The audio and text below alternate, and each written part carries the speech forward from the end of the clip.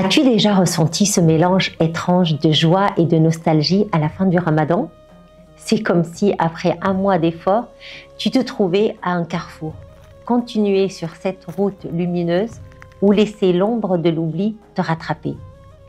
Mais et si je te disais qu'il existe des moyens simples et puissants de garder cette lumière vivante, de transformer les leçons du Ramadan en un mode de vie qui change tout? Allah nous rappelle dans le Coran وَأَنَّ لَيْسَ لِلْإِنسَانِ إِلَّا مَا سَعَى, et que l'homme n'obtient que le fruit de ses efforts. Ce verset est un appel puissant. Tout ce que tu as construit pendant le Ramadan, tu dois maintenant l'entretenir. Ce n'est pas un mois isolé, c'est une école de transformation, une base solide pour une vie connectée à Allah et à toi-même. Pense-y, pendant ce mois, tu as appris à contrôler tes envies, à apaiser ta colère, à dompter ton ego. Scientifiquement, des études ont prouvé que des périodes de jeûne régulières réduisent le stress, augmentent la clarté mentale et renforcent la résilience émotionnelle. Mais cette force, elle est fragile. Si tu ne continues pas à nourrir ton âme, elle peut s'affaiblir. Alors, comment faire? Avant tout, prenons un instant pour célébrer. Eid al-Fitr arrive et c'est un moment de joie, mais aussi de gratitude. Le prophète sallallahu alayhi wa sallam nous a enseigné que ce jour est un cadeau d'Allah pour ses serviteurs qui ont accompli le jeûne avec sincérité. Il a dit « لِلصَّائِمِ فَرْحَةً فَرْحَةٌ عِنْدَ فِطْرِهِ وَفَرْحَةٌ عِنْدَ لِقَاءِ رَبِّهِ » Le jeûneur a deux joies, une lorsqu'il rompt son jeûne et une autre lorsqu'il rencontrera son Seigneur. Ce jour est donc une célébration de ta foi, de tes efforts et de l'amour d'Allah pour toi. Profite de cette fête, mais garde en tête qu'elle marque aussi le début d'une nouvelle étape. Imagine ceci, tu as entre tes mains un trésor, une lumière que tu peux garder vivante.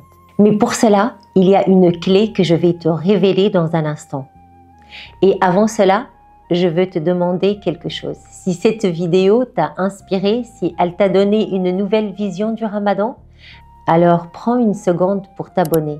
Ce geste simple m'aide à continuer à partager ce genre de contenu et pourrait transformer d'autres vies. Tout comme la tienne.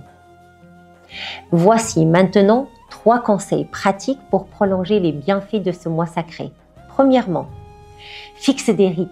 Le prophète sallallahu alayhi wa sallam a dit « Ahabbul a'mali ila Allah adwamuha wa in qall » Les actions les plus aimées d'Allah sont celles qui sont constantes, même si elles sont petites. Si tu as pris l'habitude de lire une page de Coran chaque jour, continue. Si tu t'es levé pour prier Qiyam al-Layl, même une seule raka'a, garde cette pratique. Les petites actions constantes renforcent la discipline et nourrissent ton esprit comme un ruisseau constant qui irrigue la terre. Deuxièmement, apprends à ralentir et à méditer. Nous vivons dans un monde qui va vite, trop vite. Mais le Ramadan t'a appris la patience et l'immobilité. Profite de ce moment pour intégrer des instants de muraqaba, cette pleine conscience islamique où tu te rappelles qu'Allah est avec toi à chaque instant. Même 5 minutes par jour de silence et de dhikr peuvent t'aider à recentrer ton esprit et ton cœur. Et troisièmement, sois généreux. Le monde n'est pas seulement une pratique du Ramadan. C'est un acte qui nourrit non seulement celui qui reçoit, mais aussi celui qui donne. Des études montrent que donner augmente le bonheur et réduit le stress. Le prophète sallallahu alayhi wa sallam était le plus généreux des hommes, mais il l'était encore plus pendant le Ramadan. Suis son exemple et fais de la générosité une partie intégrante de ta vie, même en dehors de ce mois. Et avant de conclure, j'aimerais te raconter une dernière histoire. Un jour, un homme est venu voir le prophète sallallahu alayhi wa sallam et lui a demandé « Ya Rasulallah, dullani ala amalin yudkhiluni al-jannah » Ô messager d'Allah, indique-moi un acte qui me fera entrer au paradis. Et le prophète sallallahu alayhi wa sallam a répondu « La taghdab » Ne te mets pas en colère. Ce simple conseil contient une sagesse profonde. Il ne s'agit pas seulement d'éviter la colère, mais de maîtriser ses émotions, de garder son calme face aux épreuves et de choisir la paix plutôt que la réaction. C'est cela l'essence du Ramadan, apprendre à contrôler ce qui est en toi pour devenir la meilleure version de toi-même. Alors, en ce jour d'Aïd, célèbre, partage et sois reconnaissant. Mais n'oublie pas que le vrai défi commence maintenant.